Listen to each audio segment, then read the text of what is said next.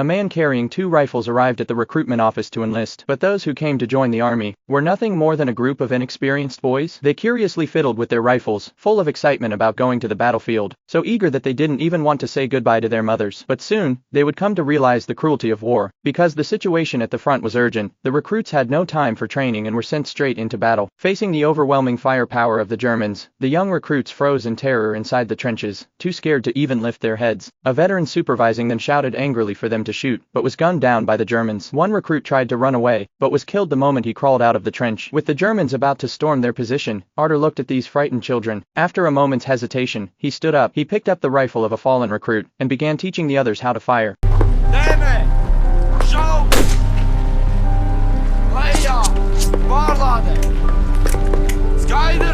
Under Artur's guidance, the recruits finally gathered their courage, repeating the motions again and again, and firing toward the Germans. The veteran manned the Maxim machine gun once more, spraying bullets at the advancing enemy. Under Artur's command, the German soldiers began to break apart, but at that very moment, a bullet struck Artur. In his final moments, his mind drifted back to the battlefield of the past. On the snow-covered ground lay the bodies of his comrades. He crawled forward with great effort, then lay down in the snow to pray for victory in the war. When his prayer ended, he lifted his rifle and fired at the enemy. Behind him, countless fallen comrades suddenly appeared, accompanying him in another form. Together, they achieved victory. In the victory parade, Artur was hailed as a hero of Latvia. War had taken away all of his family. Artur, once a NAV young boy, lived through his mother being killed by the Germans, and his father and brother falling one after another on the battlefield, until he grew into a hardened, stoic soldier. Fortunately, he did not lose the girl he loved.